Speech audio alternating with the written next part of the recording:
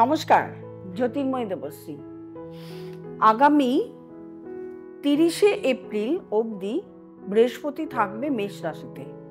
1 মে 2023 বৃহস্পতির ট্রানজিট হয়ে যাবে বৃষ রাশিতে। এই ট্রানজিটের ফলে এখানে বৃহস্পতি থাকবে 1 বছর 14 দিন, অর্থাৎ 2025-এর 14 মে অবধি বৃহস্পতি এখানে থাকবে।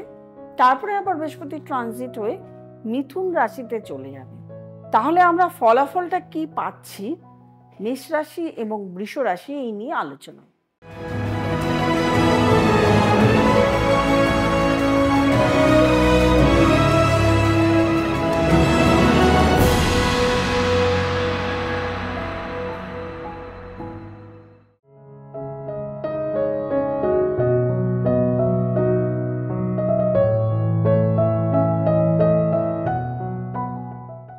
আমাদেরকে আগে দেখে নিতে হবে যে বৃহস্পতি যে ট্রানজিট করছে কোন ঘরে করছে।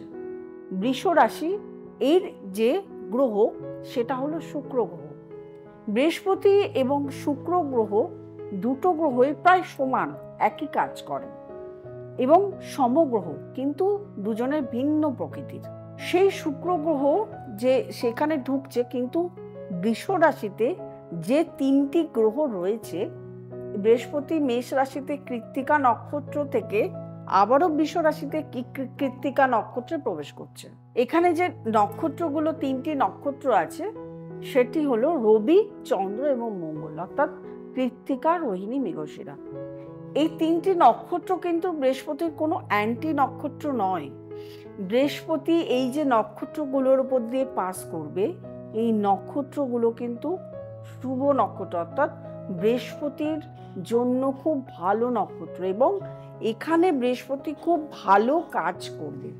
অর্থাৎ যখন কৃত্তিকা নক্ষত্র রবি নক্ষত্রে রয়েছে, রবির সঙ্গে বৃহস্পতির একটা সুন্দর রাজযোগ হয়, এবং যখন রোহিণী নক্ষত্রে যাবে চন্দ্র নক্ষত্র, সেখানেও একটা ভালো বৃহস্পতির সঙ্গে বন্ডিং রয়েছে, এবং যখন মৃগশিরায় যাবে মঙ্গলের নক্ষত্র, সেখানেও বৃহস্পতির সঙ্গে ভালো সম্পর্ক রয়েছে। সুতরাং এই যে বৃষ রাশিতে যে শুক্রের ঘরে গেল, একটা অ্যান্টি ঘরে যে প্রবেশ করলো, এতে বৃহস্পতির খুব একটা ফলাফল খারাপ হবে বলে মনে ধরা হচ্ছেই না। এখানে বৃহস্পতি খুব ভালো ফল দেবে, এবং আমাদের কালপুরুষের দ্বিতীয় ঘর, মেষ রাশি থেকে যেমন দ্বিতীয় ঘর, সেরকম ভাবে কালপুরুষের দ্বিতীয় ঘরে প্রবেশ করছে 2023 সালে এবং 2022 সালে। এই দুটো বছর আমরা অনেকটা সময় আমরা বৃহস্পতির সঙ্গে রাহুর কম্বিনেশন পেয়েছি, এবং এই কম্বিনেশনের ফলে কিন্তু মেষ রাশির যে আয়, উন্নতি, এবং মেষ রাশির প্রত্যেকটা ক্ষেত্রে যত পরিমাণে উন্নতির দরকার, প্রোগ্রেস, সেটা কিন্তু আমরা পাইনি। কিন্তু এবার মেষ রাশি থেকে দ্বিতীয় ঘরে গিয়ে মেষ রাশির আয়ের জায়গায়, যখন ধনস্থান বলা হয়, আয়ের জায়গায় গিয়ে মেষ রাশিকে কিন্তু বেশ ভালো পারফরমেন্স দেবে। অর্থের দিক থেকে অর্থের স্বাচ্ছন্দ্য থাকবে, অর্থের ফ্লো থাকবে। যারা ব্যবসা করছে তাদের ক্ষেত্রে ব্যবসার উন্নতি হবে। নতুন ব্যবসা যারা শুরু করতে চাইছেন, তারা নতুন ব্যবসাও শুরু করতে পারবেন, বা যারা পুরনো ব্যবসা করছেন, ব্যবসাটাকে বাড়াবেন বলে ভাবছেন, সেটাও করতে পারেন।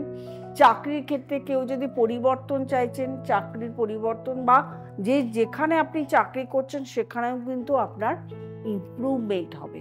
মেষ রাশির জাতক জাতিকাদের আরেকটা জিনিস, যেটা যেমন বৃষ রাশিতে বৃহস্পতি পঞ্চম ঘরে দৃষ্টি দিচ্ছে কন্যা রাশিতে, তাহলে মেষ রাশি থেকে ষষ্ঠ ঘর হলো।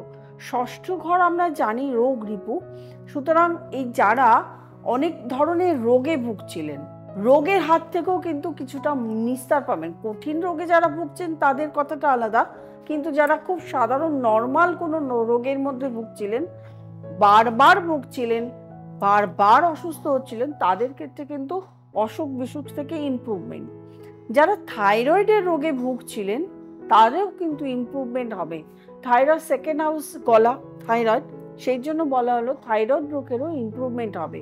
মুখমণ্ডলেরই অনেকের সমস্যা চলছিল, মুখে যেহেতু রাহু বসেছিল সেহেতু অনেকেরই সমস্যা হচ্ছিল, এবার কিন্তু সেই সমস্যা থেকেও মুক্তি পাবে। এবার অষ্টম ঘরে, মেষ রাশির অষ্টম ঘরে দৃষ্টি পড়বে।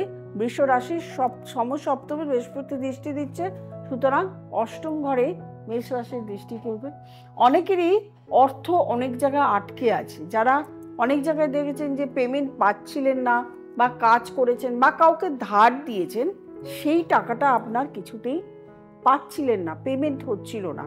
সুতরাং বা আপনি কারোর কাছ থেকে টাকা ধার দিয়েছেন, পাচ্ছিলেন না, বা আপনি লোন করেছেন, সেই লোনটাকে পরিশোধ দিতে পারছিলেন না, বা আপনি একটা লোন নেবেন, লোনটা আটকে আছে, সেই লোনটা পেলে আপনার ভালো হয়।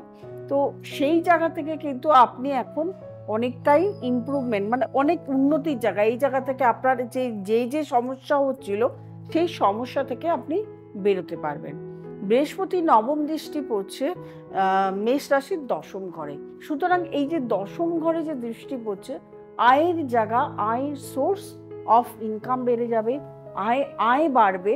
এবং যখনই আয় বাড়বে, দশম ঘরের দৃষ্টিতে যখনই মেষ রাশির আয় বাড়বে, তখনই মেষ রাশির জাতক জাতিকাদের, আমি তো বলবো পুরোটাই ভালো হবে। মেষ রাশির জাতক জাতিকাদের ইমপ্রুভমেন্ট মোটামুটিভাবে ধরে নিন এই যে পুরো বৃহস্পতি ট্রানজিটে হবে। এবার কিছু সময়, যেমন অক্টোবর মাস থেকে বৃহস্পতি রেট্রোগ্রেড হবে, 2025 ফেব্রুয়ারি মাস অবধি রেট্রোগ্রেড থাকবে। এই রেট্রোগ্রেডের সময়টুকু কিছুটা প্রবলেম তো ফেস করতেই হবে, তেমন বড়সড় প্রবলেম কাউকেই ফেস করতে হবে না। আশা করি মেষ রাশির জাতক জাতিকাদের খুবই ভালো যাবে। এরপরে আসবো বৃষ রাশি। বৃষ রাশিতেই ট্রানজিট করছে। নক্ষত্রের কথা আর বললাম না, কারণ নক্ষত্রের কথাটা আমি একবার আগেই বলে নিয়েছি, যে প্রত্যেকটা নক্ষত্র কোন কোন কৃত্তিকা নক্ষত্রে ঢুকছে এইটুকু বললাম। এবং এই নক্ষত্রের উপর দিয়ে পাস করবে বৃষ রাশির পঞ্চম ঘর, অর্থাৎ কেতুর ঘরে। পঞ্চম ঘরে কেতু যে বসে আছে, সেই ঘরে দৃষ্টি দেবে। বৃহস্পতির দৃষ্টি কন্যা রাশির উপর পড়বে। প্রথমে বলবো, যেহেতু লগ্নে, মানে একদম বৃষ লগ্নে বা রাশিতেই বৃহস্পতির দৃষ্টি হচ্ছে, যারা মার্কেটিংয়ে আছেন, যারা ফিল্ম লাইনে অ্যাক্টিংয়ে আছেন, বা যারা নিজের কথা বলে, মানে অনেকেই তো টিভিতে আছেন, যেমন সংবাদ পড়েন, পাঠিকা, বা যারা আমাদের মতন প্রফেশনে আছেন, এই জায়গায় এসে আপনাকে বলতে হয়, এই সমস্ত প্রফেশনের জায়গায় কিন্তু বিশাল উন্নতি দেখা যাচ্ছে। এবার ফিফথ হাউসে যে দৃষ্টি দিচ্ছে, অনেকেই সন্তান নিয়ে প্রবলেম ছিল, সন্তানের জায়গায় কিন্তু এখন দৃষ্টিতে সেই জায়গাটা ডেভেলপ করবে। এবং যারা হায়ার স্টাডিজ করেছেন, হায়ার স্টাডিজের ক্ষেত্রে অনেকেই চান্স পাচ্ছিলেন না ভালো জায়গায় বিদেশে যাবার, বা দেশের মধ্যেই, বা যে কোনো জায়গায় হয়তো স্টাডিজ শেষ হয়েছে, আপনাকে একটা সার্ভিস পেতে হবে, চাকরি পেতে হবে, সেই জায়গায় পাচ্ছিলেন না। বা অনেকের ক্ষেত্রে দেখা গেছে যে প্রেম অসম্পূর্ণ থেকে গেছে, সেটা বিয়ের দিকে এগোচ্ছিল না। এখন কিন্তু আপনাদের সেটা হবে, কারণ পঞ্চম সপ্তম দুটো জায়গাতে দৃষ্টি থাকছে। অর্থাৎ এখন যদি আপনাদের কারোর সঙ্গে সম্পর্ক খারাপ হয়ে গেছিল, সে সম্পর্ক ভালোর জায়গাও আছে, অথবা এখন কারোর সঙ্গে কানেকশন হলে সেটা বিয়ের দিকেও বাড়াবে। এবং যখন সপ্তম ঘরে, বৃষ রাশির সপ্তম ঘরে দৃষ্টি পড়ছে বৃহস্পতির দৃষ্টি, সেখানে তো মানে দাম্পত্য জীবনে তো শান্তি, যাদের বিয়ে হচ্ছিল না তাদের বিয়ে হবে। এবং ব্যবসায়িক সাফল্য, যারা নতুন ব্যবসা শুরু করতে চাইছেন তারাও এই সময় শুরু করতে পারেন। বৃষ রাশির সময়টা মোটামুটিভাবে প্রচণ্ড ভালো। বৃষ রাশির নবম ঘরে দৃষ্টি দিচ্ছে, এখন ভাগ্যোন্নতি আছে। আমার মনে হয় এই যে বৃষ রাশির জাতক জাতিকারা, এই সময়টা যদি আপনারা কাজে লাগাতে পারেন, এই একটা বছর যদি আপনারা কাজে লাগাতে পারেন, তাহলে আপনাদের আগামী 12 বছর, যতদিন না বৃহস্পতি আপনার আবার রাশিতে ঢুকছে, ততদিন কিন্তু আপনাদের একটা ভালো প্রোগ্রেসের দিকে আপনারা এগিয়ে যেতে পারবেন। কিন্তু শুরু আপনাকে এর মধ্যেই করতে হবে এবং এগিয়ে যেতে হবে। এক বছরে যতটা ইমপ্রুভমেন্ট করবেন, এই ইমপ্রুভমেন্টটাই আপনাকে নেক্সট বছরগুলোকে চালিয়ে নিয়ে যাবে। তো আমি মোটামুটি চেষ্টা করছি বৃহস্পতির এই ট্রানজিটটা প্রত্যেকটা রাশির ফলাফল আলাদা আলাদাভাবে বলার, যাতে এই রাশিগুলো আপনারা নিজেদের রাশিগুলোকে মিলিয়ে নিতে পারেন এবং নিজেদের জায়গাতে প্রোগ্রেস করতে পারেন। আর যারা আমার প্রোগ্রাম দেখছেন তাদের কেমন লাগছে সেটা জানাবেন।